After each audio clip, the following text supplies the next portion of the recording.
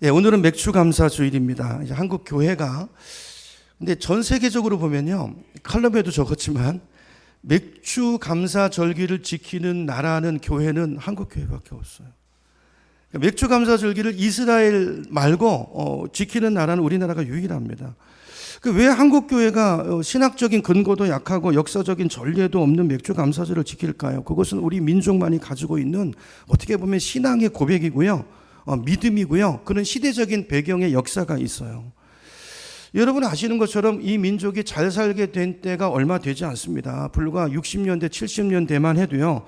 우리나라는 세계에서 가장 가난한 나라였어요. 그랬던 그 민족이 그 뼈아픈 가난의 상징이었던 보릿고개를 넘기고서 그때 얼마나 힘들었어요. 그 먹을 게 없는데요. 일제가 그 양식마저도 뺏어가고 그래서 배를 움츠리고 겨우겨우 살아남은 성도들이 제일 먼저 첫 추수한 그 보리 추수 열매를 가지고 하나님 앞에 나와서 눈물로 하나님 앞에 드리고 씨를 심었던 것이 이제 맥주 감사절의 시작이었습니다. 맥주 감사절은요, 지금 감사 제목이 없어 보이지만 믿음으로 미리 감사했던 절기예요. 그게 우리 민족의 맥주 감사절의 의미고, 그죠? 우리가 받은 은혜인 것입니다. 그래서 맥주 감사절은요, 미리 감사하는 거예요. 지금 어려워도 하나님의 은혜 주실 것을 믿고, 왜요? 내가 하나님의 자녀니까. 그죠? 믿음으로 감사하는 절기예요. 상황을 보는 게 아니라 하나님을 보는 것입니다. 내 속에 있는 아픔을 보는 게 아니라 나를 사랑하시는 그분의 사랑, 하나님 우리를 이처럼 사랑하사 독생자까지 주신 그 사랑 안에서 희망을 보고 소망을 갖는 절기가 바로 맥주 감사 절기예요. 여러분, 감사로, 우리 민족은 감사로 이 민족의 고난의 역사의 마침표를 찍고 은혜의 새 날을 열었던 민족이에요. 우리가 그 믿음의 선조들의 후손인 것입니다. 여러분의 삶에 고난이 있습니까? 지금 아픔이 있으세요? 오늘 맥주 감사 절기가 바로 그런 절기예요. 미리 감사하시기 축원합니다. 믿음으로 심으시기 바랍니다. 이게 우리나라 맥주 감사 절기의 의미예요. 그래서 여러분 1년의 딱 절반을 지내고 새로운 반년을 시작하는 7월 첫째 주일을 맥주 감사절로 지키는데, 자, 이렇게 하는 이유와 목적이 뭘까요? 자, 우리 인생에 보면요, 종지부를 찍어야 될 게 많은데 그걸 끌고 사는 경우가 많아요. 그래서 이걸 1년 가면서 한 번쯤은 정리하자는 거예요. 그래야 추수감사절 말에 가서 열매가 맺힌다는 거예요. 그게 뭘까를 여러분 묵상하시고, 내 인생에 종지부를 찍어야 될 거, 그거 흐지부지, 그거 죄 담고 살고, 그죠? 죄된 습관 달고 산 거, 그거 있으면 오늘 하나님 말씀하세요. 그걸 버리고 내게로 돌아오라는 거예요. 그럴 때 우리 인생에 만족을 주시고 기쁨을 주시고 행복을 주시고 열매를 주신다는 것입니다. 여러분, 오늘 결단하고 우리 인생의 가난을 후손에게 되물림하지 말고, 내 인생의 실패를 후손에게 되물림하지 말고, 내 인생에 있었던 우리 가정에 있는 죄와 저주를 되물림하지 말고, 이제는 그런 삶의 종지부를 찍고 우리 믿음의 선조들이 하셨던 것처럼 저주의 종지부를 찍고 새롭게 사는 전환점이 되는 오늘 예배가 되기를 주님의 이름으로 축원합니다. 여러분, 우리가 인생을 살면서 마침표를 찍어야 되는 일인데도 우리는 자꾸 컴마만 찍고 살 때가 많죠. 마침표를 찍어야 되는데, 삶을 바꿔야 되는데 컴마 뭡니까? 쉼표잖아요. 쉼표. 쉬었다가 또 죄로 돌아가고 또 그 습관으로 돌아가고. 여러분, 그러시면 안 됩니다. 죄는 끊어버리시기를 축복합니다. 문장을 쓸 때 이 컴마는요, 아직 문장이 끝나지 않았다는 뜻이에요. 계속된다는 뜻이에요.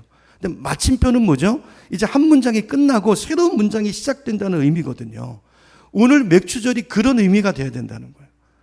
그런 의미로 우리 믿음의 선조들이 맥주절을 지키고 가난 가운데서도 내가 먹어야 될 것, 여러분 그걸 심었어요.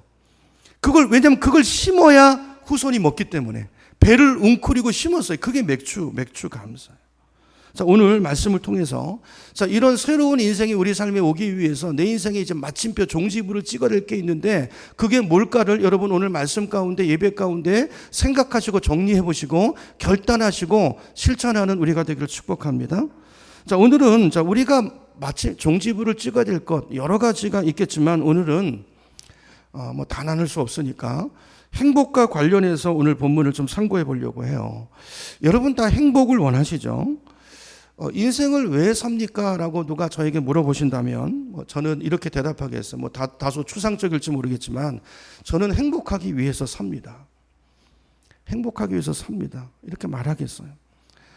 이런 말 들으면 아주 지금 고생 가운데 있는 분들은 아이고 목사님 팔자가 좋으신가 보네. 행복이고 뭐고 그거 다 살만한 사람들 얘기고 난 하루하루 먹고 살기도 바빠서 그거 생각할 겨를도 없습니다. 이렇게 말씀하시는 분이 계실지 모르지만 그러나 그분도 지금 사정이 그렇다는 거지 사람은요 다 행복을 원해요. 행복을 추구하게 되어 있습니다. 그런데요 중요한 것은 행복은 그냥 오지 않는다는 거예요. 자, 오늘 성경이 어떻게 행복을 누릴 수 있는가를 오늘 본문이 우리에게 가르쳐주고 있는데요. 오늘 그 말씀을 통해서 지혜를 얻고 이렇게 따라 살아서 말씀을 따라 살아서 행복을 누리고 나누는 우리 모두가 되기를 축복합니다. 자, 사람들을 보세요. 다 열심히 삽니다. 우리만 열심히 사는 게 아니라 어떻게 보면 세상에서 더 열심히 살아요. 열심히 공부하고요. 아침부터 열심히 일하고요. 왜 그러죠? 행복을 위해서 하는 거예요. 다. 물론 행복의 의미는요 사람마다 다 틀릴 수 있어요. 어떤 분은 따뜻한 부부의 가운데서 행복을 느끼는 분도 있습니다. 또 어떤 분은 그게 밥 먹여주냐, 나는 뭐니 해도 돈이 최고다, 그래서 경제적인 여유가 있을 때 거기서 안심을 누리고 행복을 누리는 분도 계세요. 또 어떤 분들은 남이 기억할 만한 어떤 큰 일을 이루고 나서 그 성취감에서 또 남들이 내가 한 일을 알아주는 거기서 인생의 의미와 행복을 찾는 사람들도 있어요. 자, 그래서 무엇이 행복인가 하는 것은 그 정의는 사람마다 내리는 정의가 다 다르지만 어쨌든 공통점은 우리는 다 행복을 원하고 행복을 추구한다는 것입니다. 자, 근데 문제는 우리가 행복을 추구한다고 해서 꼭 우리에게 행복이 주어지는 것은 아니라는 거예요. 행복을 추구하지만 여러분 주변을 보세요. 행복을 누리는 사람이 얼마나 있나. 사람들이 안 행복합니다. 왜일까요? 행복을 줄 수 없는 것을 추구하기 때문일 수도 있고, 그죠? 내가 게으르기 때문일 수도 있어요. 그래서 인생은 질문하는 게 중요합니다. 여러분 이 시간 질문하세요. 내가 행복하지 않다는 생각이 드는 분이 있다면 여러분 질문해 보세요. 스스로에게. 난 왜 행복하지 않을까? 여러분 특별히 우리는 하나님의 자녀잖아요. 여러분 교회 다니시고 하나님의 자녀잖아요. 근데 왜 행복하지 않을까? 이건 문제가 있는 거죠. 그럼 뭐가 문제일까? 여러분 지난 인생을 여러분 오늘 반추해 보시면서 또 지난 반년을 돌아보시면서 여러분이 어떤 것에 금년 반년도 열심히 살아오셨을 거 아니에요? 여러분 어떤 것에 많은 투자를 하시고 나름대로 열심히 하고 거기에다 정열을 쏟은 뭔가가 있으실 텐데 그것이 나에게 반년을 돌아서 보니까 전혀 나에게 행복을 가져다 주지 않았다라고 생각이 된다면 여러분 한번 질문해 보셔야 돼요.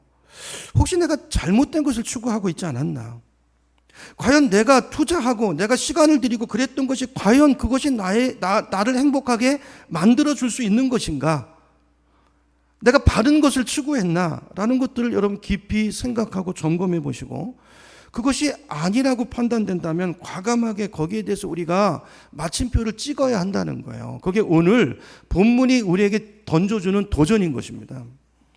제가 신학교 다닐 때 조직신학을 가르치셨던 교수 한 분이 계시는데요. 이분이 정말 인격이 훌륭한 분이셨어요.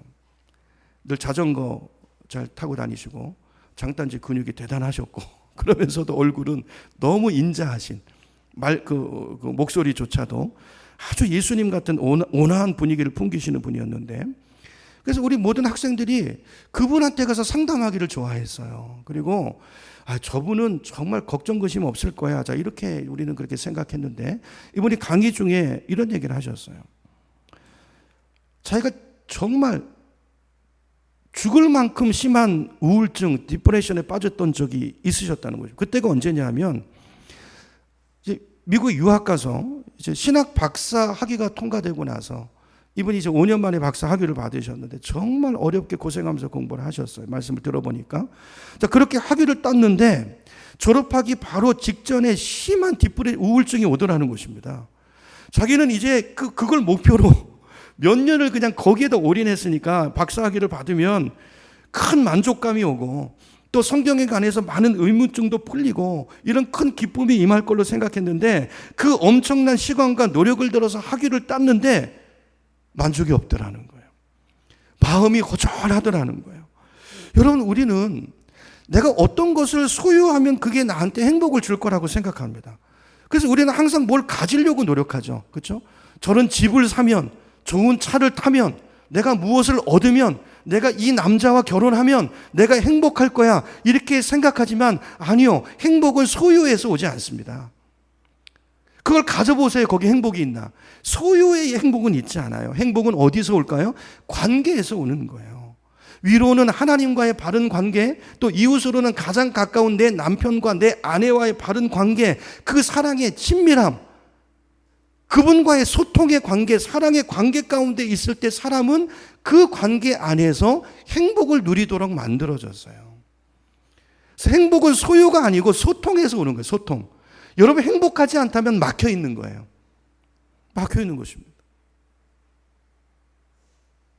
마음을 터놓고 내 마음을 알아주고 내 기쁜 마음을 터놓고 이야기하고 나눌 수 있는 여러분 친구가 있습니까?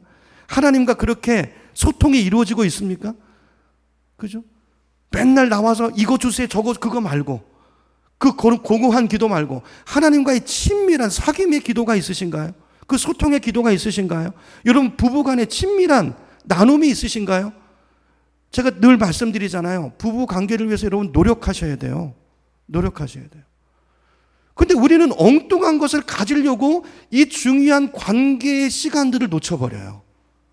그래서 우리 행복이 깨지는 거예요.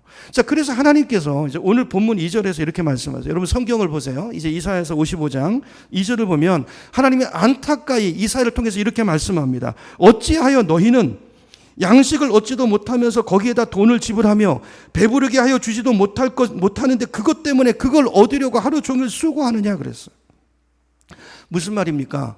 우리 삶을 이야기하는 거예요. 그렇게 엄청난 투자를 하고 하루 종일 엄청나게 애를 쓰고 에너지를 쏟고 살지만 그것이 너를 배부르게 하지 못하고 만족을 주지 못하는 걸 네가 알지 못하느냐?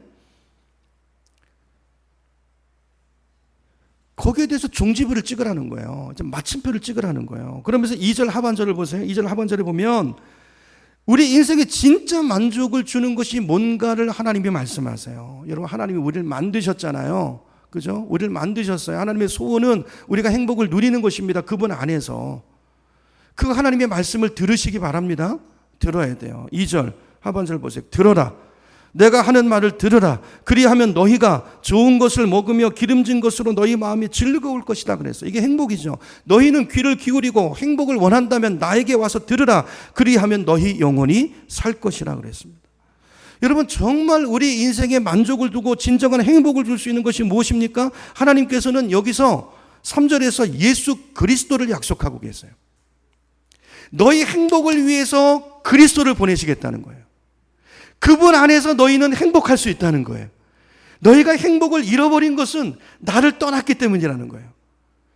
근데 우리가 돌아오고 싶어도 돌아올 수 없는데, 그죠? 돌아올 수 있는 길로 그 길을 예수 그리스도로 그 길을 우리에게 내주신 거예요. 예수 그리스도를 통해서 나에게 돌아오라. 하나님과의 관계가 회복되면 여러분 이웃과의 관계가 회복되고 우리 삶에 깨어진 행복이 돌아온다는 거예요. 거기에만 우리 인생에 참된 만족이 있고 행복이 있다는 것입니다. 예수님 보내신 이사야서는 예수님 오시기 700년 전에 살았던 예언자잖아요. 이 예언이 성취돼서 오늘 우리는 예수 그리스도가 임하신 시대에 살고 있습니다. 예수님이 이 땅에 오셔서 요한복음 10장 10절에 보니까 이렇게 말씀합니다. 도둑이 온 것은, 예수님 전에 먼저 도둑이 왔죠. 마귀 사탄이가 창세기 3장에 도둑이 온 것은 도둑질하고 죽이고 멸망하려는 것뿐이고 우리 행복을 도적질해간 도둑 사탄 마귀가 왔어요.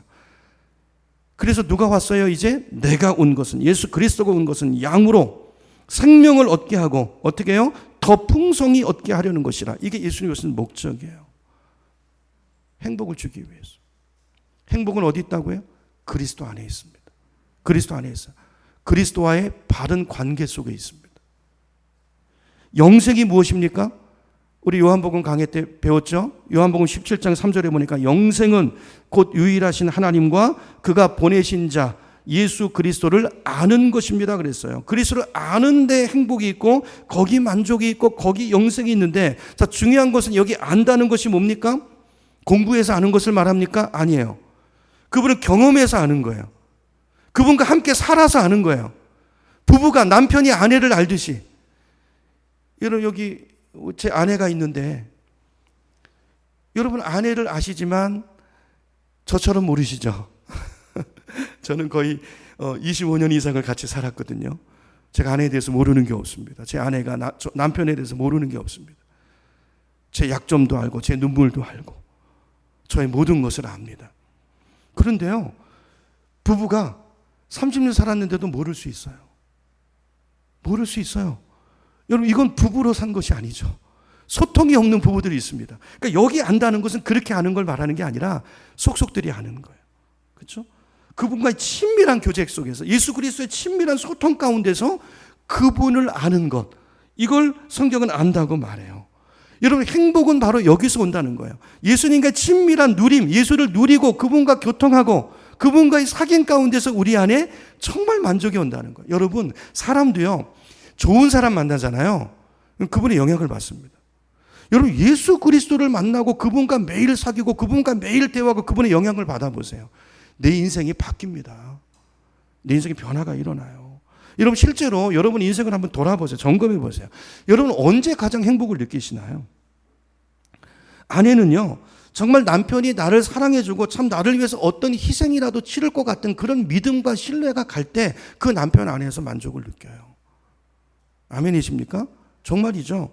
남편은요, 부인이 자기를 존경해주고 내가 하는 일은 어떤 고생이 되더라도 지지해주고 함께해주는 그런 사랑을 아내에게 느낄 때, 지지를 느낄 때 남자는 행복을 느낍니다. 소유가 아니고 관계예요. 관계. 아무리 많은 것을 가져도, 아무리 벤츠 자동차를 타도 가장 가까운 부부 관계 속에서 이런 관계, 소통이 없으면 행복하지 않습니다. 늘 결핍이 있습니다. 내가 어려울 때 나를 도와주고 내가 외로울 때 그 어깨에 머리를 기댈 수 있는 그런 친구가 있을 때, 그런 우정의 관계가 있을 때 사람은 그 관계 안에서 행복을 느끼는 거예요. 여러분, 우리 교회 어르신들이 많이 계시잖아요. 부모님들도 마찬가지예요. 부모님들이 언제 행복을 느끼시나요? 여러분, 자녀가 1년 동안 전화 한 통도 안 하다가 무슨 생일날 무슨 기념일 때 비싼 선물 가지고 왔다고 그것이 행복을 줄까요? 아닙니다. 행복은 절대 그렇게 오지 않습니다. 비싼 선물, 그건 있어도 되고 없어도 돼요. 뭐 있으면 더 좋지만. 근데요, 진짜 중요한 거는 우리 엄마 아빠 혹시 외롭지 않을까 항상 염려하고 전화하고 안부 물어봐주고 뭐 불편한 것은 없는지 자주 들러서 돌봐주고 하는 이런 자녀의 효심, 자녀와의 이런 소통이 있을 때, 그죠? 이런 관계가 있을 때 거기서 부모는 안정감을 누리고, 그죠? 거기서 행복을 느끼는 거예요. 여러분, 이걸 아시기 때문에 하나님께서 우리에게 예수님을 보내주신 거예요. 예수님을 보내주신 거예요. 예수님이 누굽니까? 예수님은 이 땅에 화목제물로 오신 분이에요. 그분은 평화의 왕이십니다. 우리의 깨어진 모든 관계가 그분 안에서 연결되도록 그분이 오셔서 그 일을 이루신 거예요. 그분 우리에게 주셨어요, 하나님. 더 놀라운 것은, 더 좋은 것은, 여러분, 세상에서 우리가 행복을 좀 만족을 좀 얻어보려고 하면요, 요즘 보니까 돈이 많이 들어요. 돈이 많이 들어요. 그런데 예수님은 공짜예요, 공짜. 그래서 누구나 오라 이렇게 말씀해요. 누구나 오라. 가난한 자도 오라. 55장 1절을 다시 봅니다. 55장 1절. 제가 다시 읽을게요. 너희 모든 목마른 자들아 물로 나오라. 모든 그랬죠. 그죠? 어떤 데는 돈 없으면 못 들어가요. 회원권 없으면. 모든 자들아 내게 오라. 너희는 와서 사목되 돈 없이 값없이 와서 포도주와 젖을 사라.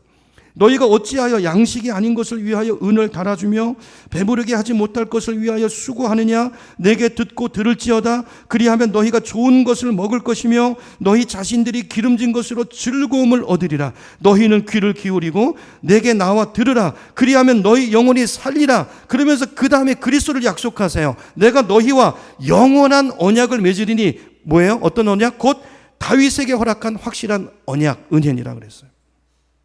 이런 다윗 언약 아시나요? 하나님께서 다윗의 후손으로 다윗에게 사무엘 하를 보면 메시아를 보내주실 것을 약속하시잖아요. 그걸 얘기하는 거예요. 자, 이게 어디 나오냐면 사무엘하 7장에 나오는데요. 여러분 스크린 보세요. 제가 12절부터 읽어볼게요. 다윗에게 한 약속이에요. 내 수한이 차서 내 조상들과 함께 누울 때 내가 내 몸에서 내 씨를 내 뒤에 세워 그의 나라를 견고하게 하리라 그랬어요. 여기 다윗의 몸에서 날 씨는 누구를 말하는 걸까요? 누구를 말하는 걸까요? 잘 모르시겠죠? 읽어보겠습니다. 13절. 그는 내 이름을 위하여 집을 건축할 것이요 나는 그의 나라 왕위를 영원히 견고하게 하리라. 하나님의 전을 건축한 사람이 누구예요? 다윗의 아들 솔로몬이죠. 솔로몬을 말하는 거예요. 1차적으로. 14절.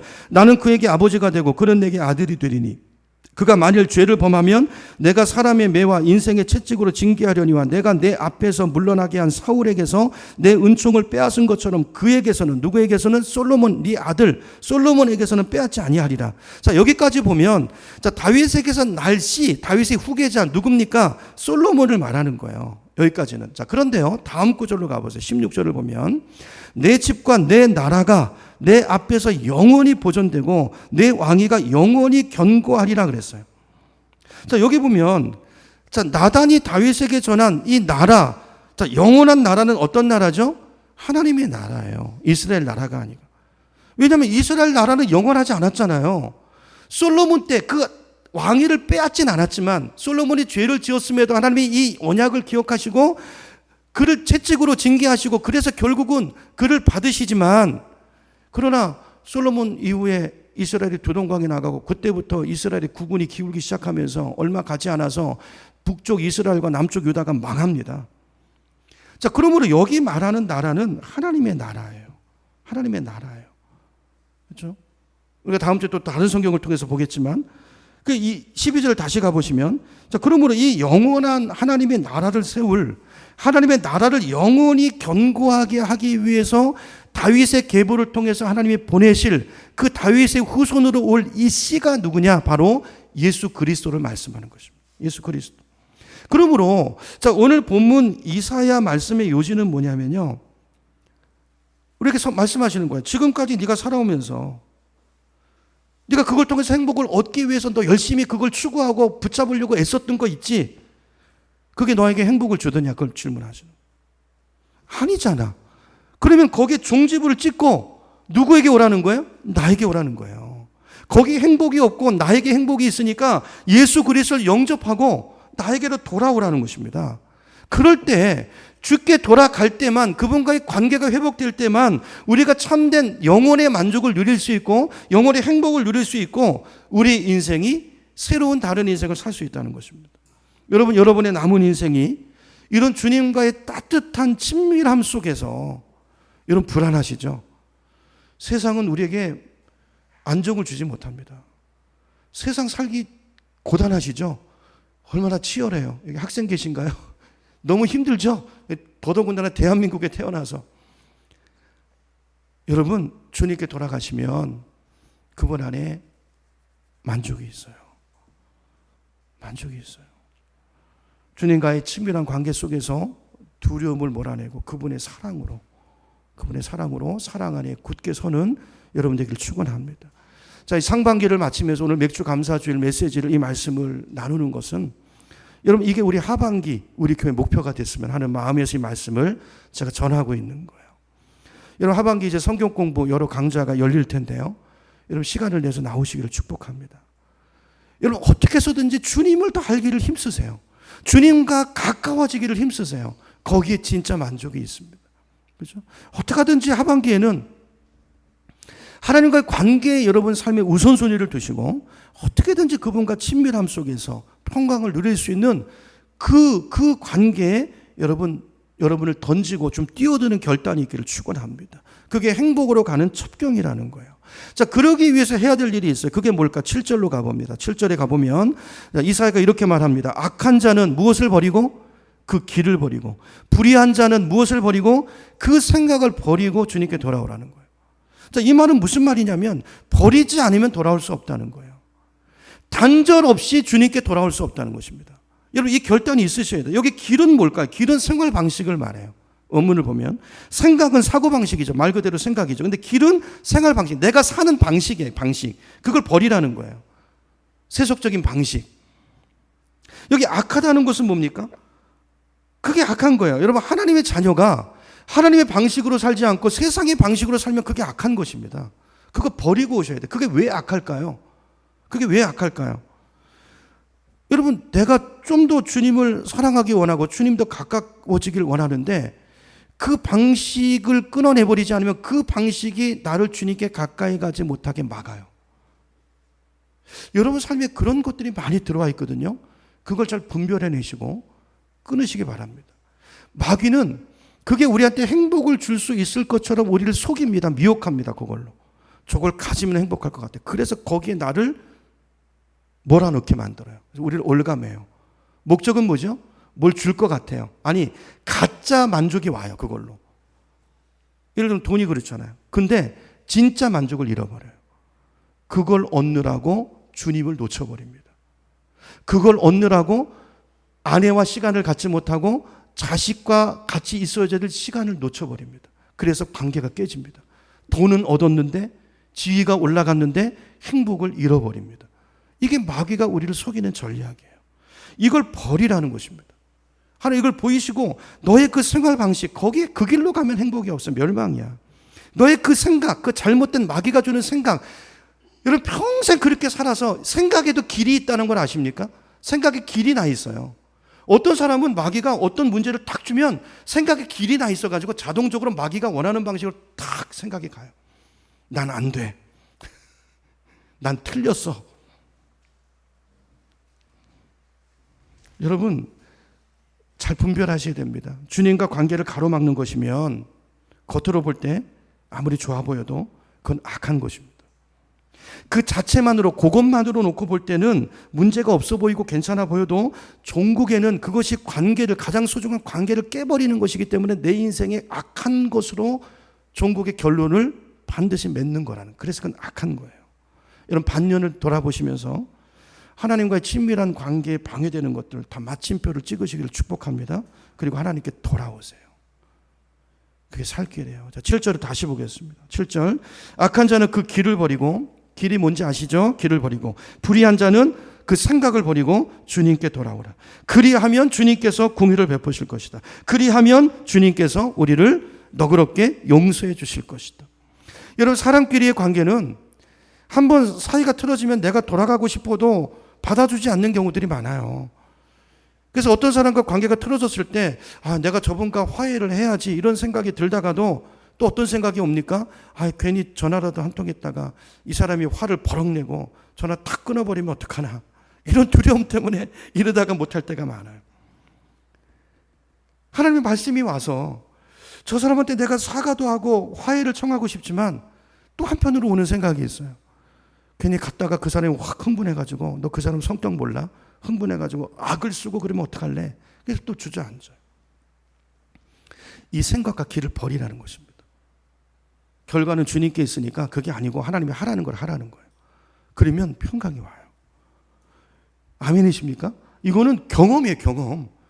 여러분 신앙은 이론이 아니고 경험입니다. 신앙은 삶이에요. 삶이에요. 여러분 아무리 성경을 외워도 내가 말씀을 순종하지 않으면 그 말씀의 약속과 기쁨을 알 수가 없습니다. 알 사람이 없어요. 그 말씀을 순종할 때, 경험할 때 그 말씀을 경험하는 거예요. 여러분 돌아오시기를 축복합니다. 언제요? 지금, 내일 말고 지금. 내일이란 얘기 하지 마세요. 지금. 6절에 보세요. 6절. 너희는 만날 수 있을 때 주님을 찾아라. 원문을 보면 지금이 있어요. 지금 찾아라 그 말. 너희는 가까이 계실 지금, 지금이 그때니까 지금 주님을 불러라. 원문을 직역하면 이렇게 돼요. 이 말을 바꾸면 어떤 말이 됩니까? 우리가 주님을 만나고 싶어도 만날 수 없을 때가 있다는 거예요. 그때가 온다는 것입니다. 주님이 가까이 계시지 않을 때가 있다는 거예요. 하나님을 만날 수 있는 기회가 항상 있는 거 아니고 때가 있는데 지금이 바로 그때니까 지금 돌아오라는 거예요. 이런 그 상황 속에서 주님이 이스라엘 백성에게 말씀하는 거예요. 지금 오늘도 이 말씀 맥주 감사 주일에 하나님이 우리를 초대하십니다. 지금 돌아오라고 말씀하세요. 여러분 성경을 보면 우리 인생에 다 때가 있습니다. 날 때가 있고 있으면 죽을 때가 있고 심을 때가 있으면 거둘 때가 있고 심을 때 거두면 안 되죠. 거두려고 하면. 때가 있어요. 때가. 마찬가지로 은혜도 은혜 받을 때가 있고 구원도 구원받을 때가 있다는 거예요. 그 때를 놓치지 말고 그 기회를 붙잡아서 나에게 돌아오라는 거예요. 그러면 네가 살 것이다. 내가 용서할 것이다. 말씀하시죠. 제가 목회를 하면서 가장 자주 안타까울 때가 뭐냐면 제가 이제 복음을 전하러 가서 이제 복음을 다 전하고 영접할 준비가 됐는데 뒤로 미루시는 분들이에요. 제가 잊혀지지 않는 분이 있어요. 제가 전에도 한번 설교 때 말씀드린 것 같은데 이분에게 복음을 말하고 이게요. 이제 하나님이 강권하실 때가 있거든요. 목회자한테도. 제가 여러분 신방 갈 때 제가 그냥 막 가지 않습니다. 신방 갈 때 기도해요. 하나님 무슨 말씀을 전해야 될까요? 주시는 말씀이 있어요. 그러니까 이분에게도 이제 신방을 이제 가야 되는데 제가 부산에서 이제 부목사로 있을 때요. 하나님이 막 기도를 시키세요. 정말 기도를 시키세요. 그리고 말씀을 막 주세요.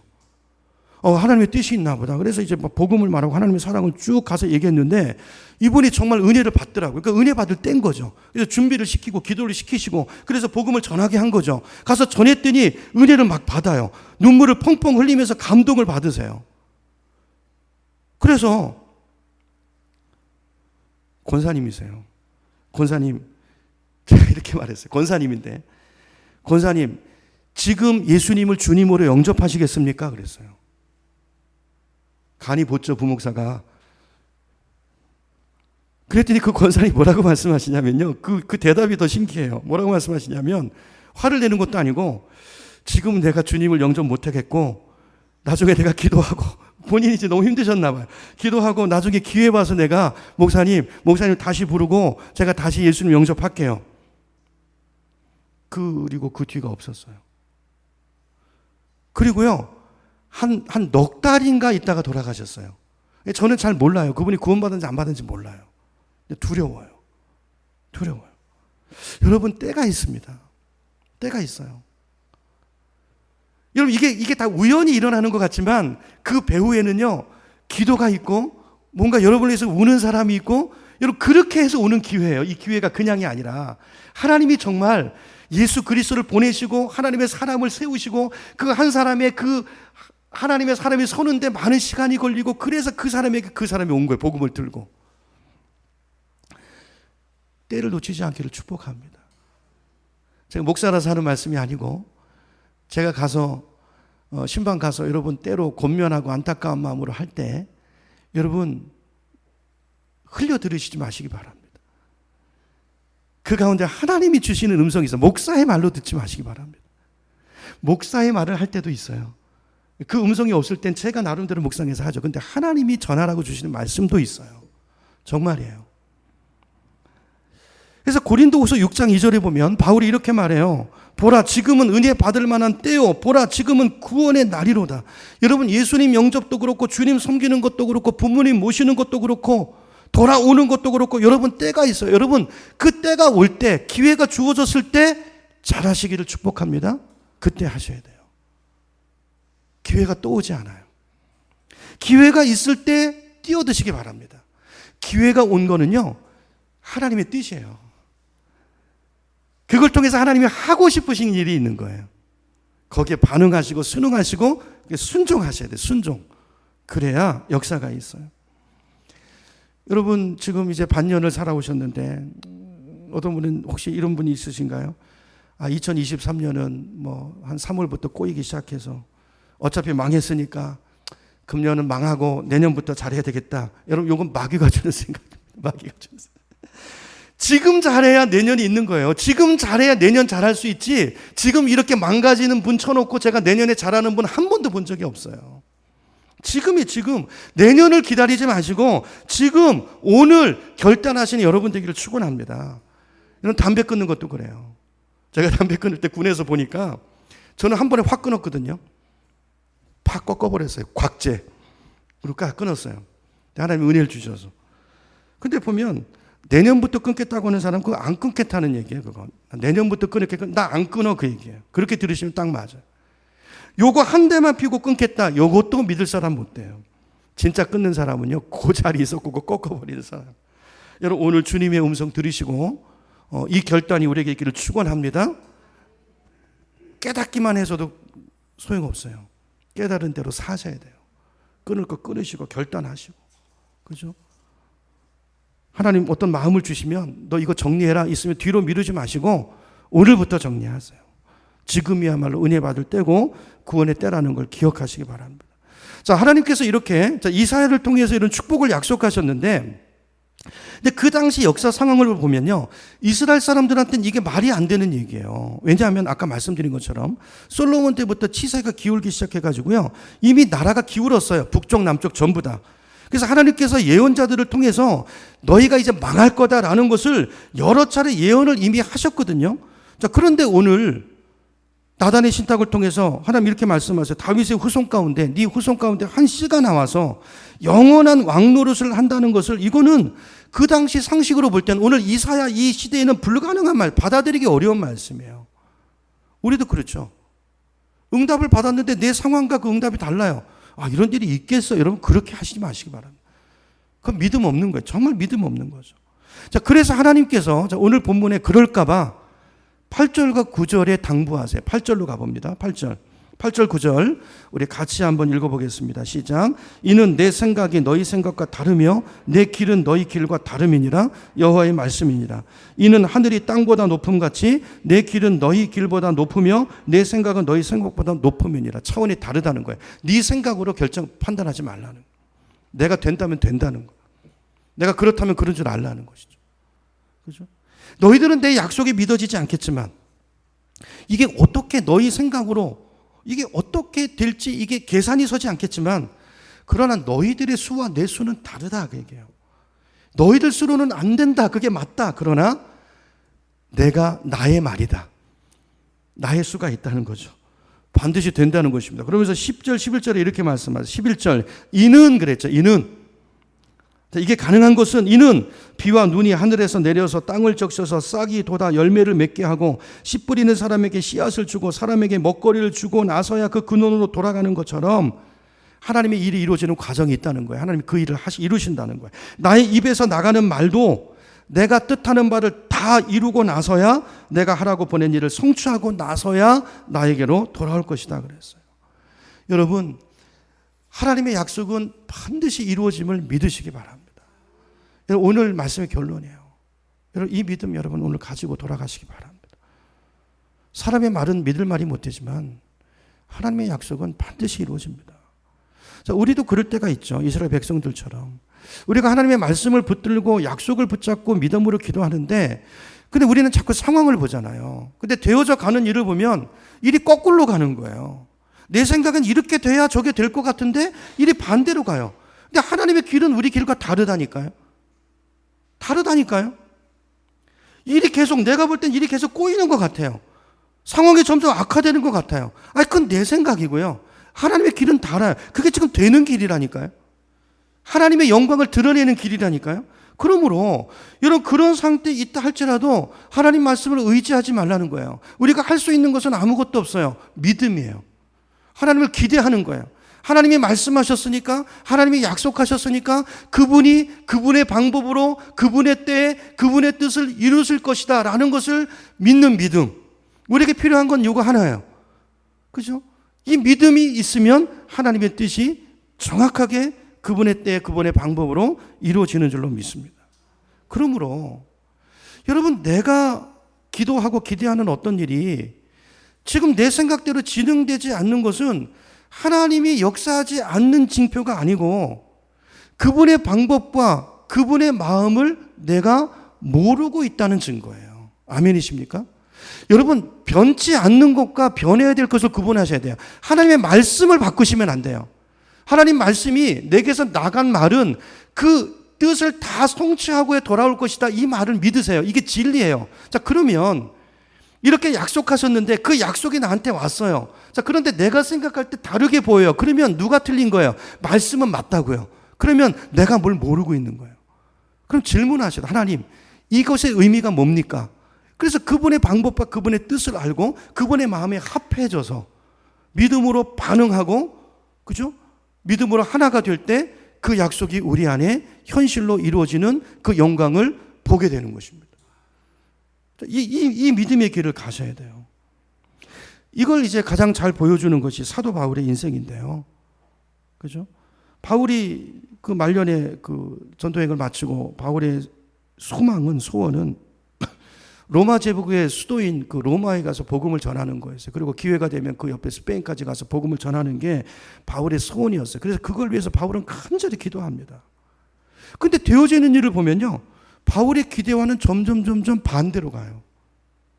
자기는 로마로 가야 되는데 감옥에 갇혀요. 호소하는데요, 그 재판권자가 바울을 잊어버려요. 그러면 이쯤 되면 우리 같으면 어떻게 생각하겠어요? 하나님 뜻이 아닌가 보다. 그게 아니고 그렇게 하지 말라는 거예요. 왜냐하면 그거는 내 길이고, 하나님께 돌아오시려면 내 길을 버리고 내 생각을 버리고 돌아오라 그랬잖아요. 주님의 길이 뭔가를 물어보시고 그걸 주님 안에서 보셔야 되는 거예요. 그렇죠? 바울은 그걸 했던 거예요. 그거를. 그래서 우리 생각에는 감옥에 갇히고 바울이 그 2년 동안을 총독이 잊어버려서 허송세월한 것 같지만 아니요. 허송세월 아닙니다. 거기서 놀라운 일들이 벌어지고요. 또 우여곡절 끝에 로마로 가는 배를 타고 가다가 또 배가 또 뒤집혀지잖아요. 파손되잖아요. 하여튼 이런 일들이 전부 하나님의 역사의 과정 속에 들어있는 거라는. 로마에 도착했는데도 자기 생각대로 일이 진행되지 않습니다. 바로 연금 상태에 들어가요. 아니, 주님을 그렇게 사랑하고 그렇게 복음을 전하기 원하는 바울인데 계획하는 것마다 되는 일이 하나도 없어요. 근데 사실은 그 가운데 하나님께서 강력하게 역사하고 계셨던 거예요. 여러분, 역사를 보면 네로 황제가 기독교를 핍박하다가 네로 황제가 가장 깜짝 놀란 게 뭐냐면요, 자기 왕실 친위대 군인들 중에서 예수쟁이가 그렇게 많은 거예요. 네로 황제가 깜짝 놀랐어요. 아니, 얘들이 언제 예수 믿었냐고. 언제 믿긴 언제 믿어요. 바울이 로마 친위대 감옥에 갇혔을 때. 거기서 그 당시 감옥은 친위대들이 어떻게 그 범죄들을 가둬놨냐면요, 양쪽에 친위대 군사 둘이 오른팔을 같이 수갑차고 왼팔을 같이 수박차고 옴짝달싹 못하죠. 바울은 밖에 나가서 복음을 전하는 게 소원이었지만 하나님의 뜻은 로마 친위대에서 친위대 군병들에게 복음이 전해지기를 원하셨어요. 그래서 걷다가 이렇게 놓고서 그때 당시 로마 감옥의 군대들은 4교대로 교대를 하거든요. 3교대. 그러니까 이제 8시간씩 바울이랑 같이 있는 거예요. 근데 바울이 밖엔 못 나가지만 찾아오는 손님들은 맞을 수 있었거든요. 그러니까 손님들에게 바울이 무슨 얘기 했겠어요? 복음을 전했죠. 예수를 전했죠. 그러니까 바울 옆에 같이 수갑을 차고 있는 그 군사들은요, 자기가 싫든 좋든 몇 시간을 들어야 돼요? 하루 8시간씩. 복음을 들어야 돼요. 그 사람들이 복음을 듣고 변화된 것입니다. 여러분, 하나님의 길은 우리 길과 달라요. 그들을 통해서 로마 군대가 변화되고요, 로마 군대가 가는 곳마다 유럽 전역에 복음을 전하는 그리스도의 군대가 됩니다. 놀라운 일이죠. 여러분, 하나님의 길과 우리 길은 달라요.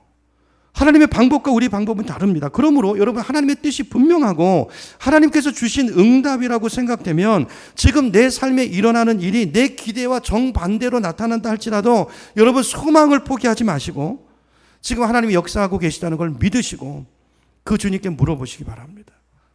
그렇죠? 이 일이 무엇인가를 물어보세요. 그리고 그 비밀을 알고 더 깊이 있게 기도하고 그 역사가 일어나도록 내 자신의 삶을 주님께 드리시는 이런 성숙한 성도가 되기를 예수님의 이름으로 축원합니다. 저에게 요즘 제가 요 몇 달 제가 참 굉장히 힘든 기간을 보냈어요. 굉장히 제가 힘들고 마음이 힘들고. 왜냐하면 아까 광고 때도 말씀드렸지만 너무 많은 교인들이 아프시고 이런저런 이유로 고통을 겪으시고 좌절을 겪으시고 이런 모습들을 보면서 처음에 제가 하나님께 why라는 질문을 많이 던져. 하나님, 왜입니까? 왜? 하나님, 왜 이분에게 이 고통이 와야 되고 왜 저분에게 저런 어려움이 있어야 됩니까? 저는 제가 목양을 하면서 제가 기대하는 것은 우리 성도님들이 행복해지는 거예요. 여러 가지로 나아지는 거예요. 여러분의 삶이 점점 풍요로워지고 하나님의 사랑을 더 깊이 깨달아가고 성도들의 삶이 변화되고 이렇게 가는 것이 제가 목표하는 것이고 목회의 목적이고 제 기도 제목인데 제가 볼 때 아닌 거예요. 그러면서 계속 제가 고통스러운 마음으로 왜라는 질문을 던져. 하나님, 왜입니까? 왜입니까? 이유가 무엇입니까? 왜 계속 이렇게 어려운 일들이 있습니까? 자, 이런 질문을 하면서 제가 점점 침체 속에 빠지는 거예요. 내 목회 지도력에 무슨 문제가 있는 게 아닐까? 내 인격에 결함이 있나? 내가 목사로서 자질이 없는 건 아닐까? 목회 방침에 혹시 문제가 있나? 저한테 굉장히 힘든 기간이었어요. 자, 이렇게 하나님께 엎드렸는데 하나님의 음성이 세미하게 들렸어요. 너 왜라고 묻지 말고 내가 무엇을 해야 됩니까? 왓을 구해라, 이렇게 얘기하시는 거예요. 사실 이런 음성이요, 사실 하나님의 음성으로 들린 게 아니라 어떤 책을 읽는데 그 책에 그 내용이 하나님의 음성으로 확 오는 거예요. 그 책의 예화였어요. 하나님을 보여지는 상황을 가지고 내 길을 가지고 이건 마귀가 주는 생각이구나. 그게 아니고 하나님은 내가 무언가를 하기를 원하시구나. 그럴 때 이 뜻이 하나님의 뜻이 명확하게 분별되어지고 하나님의 뜻이 이루어지겠구나. 이게 이제 하나님의 응답으로 왔어요. 그렇죠? 그러면서 제가 이제 하나님 내가 무엇을 구해야 됩니까? 요즘 제가 기도가 그렇게 바뀌었어요. 우리 영천 중보교회가 하나님의 뜻에 의해서 여기 세워졌고 또 저를 이곳에 보내신 분이 하나님이시라면 제가 부족한 것이 많지만 하나님이 이 교회의 머리시고 이 교회의 주인이시라면 우리가 이렇게 하나님의 음성 듣기를 힘쓰고 하나님께 구할 때 하나님께서는 반드시 우리에게 당신의 뜻을 알려주시고 당신의 선한 뜻을 이루기 위해서 그분의 목적을 이루어 가신다고 저는 확신합니다. 그렇죠? 오늘 우리에게 이 질문이 있기를 축복합니다. 주중에 수술하시는 분이 2분 계시는데 여러분 같이 기도해 주시고 우리 하나님께서는 정말 신실하시고 전능하신 하나님이시기 때문에 그분이 약속하시고 말씀하신 것은 반드시 이루어져요. 그렇죠? 그러므로 그 약속을 붙들고 하나님의 말씀에 대해서 왜냐는 질문도 필요하지만 하나님 내가 무엇을 해야 됩니까? 하나님 오늘 내가 순종할 것이 무엇입니까? 오늘 내가 무엇을 해야 될까요? 여러분 이 질문을 끊임없이 주님의 앞에 던지시고 그 순간순간 주시는 음성에 매일매일 순종하며 그 주님을 따라가시는 저와 여러분 되시기를 축복합니다. 자, 혹시 우리 가운데 행여라도 주님에 대한 실망감으로 오늘 예배 자리에 오신 분이 있습니까? 내 기대치와 좀 어긋나서 주님과 멀어진 분이 있다면 오늘 주님의 말씀을 듣고 주님께로 돌아오시는 회복이 있기를 축원합니다. 주님 안에 약속이 있고 평강이 있습니다. 주님은 당신이 약속하신 것은 반드시 지키시는 분이십니다. 그분만이 우리에게 참된 만족을 주고 행복을 주실 수 있는 유일한 분이십니다. 그분과의 바른 관계 속에 들어간다면 그분이 우리 안에 임하실 때 우리 안에 참된 만족이 있고 우리 삶의 행복이 깃들고 주님의 뜻을 이루는 아름다운 인생이 된다는 걸 믿으시고 그러기 위해서 버릴 것을 버리고 내 길을 버리고 내 생각을 버리고 날마다 주님 앞에 돌아오시는 그 삶을 결단하시는 우리 모두가 되기를 주님의 이름으로 축원합니다.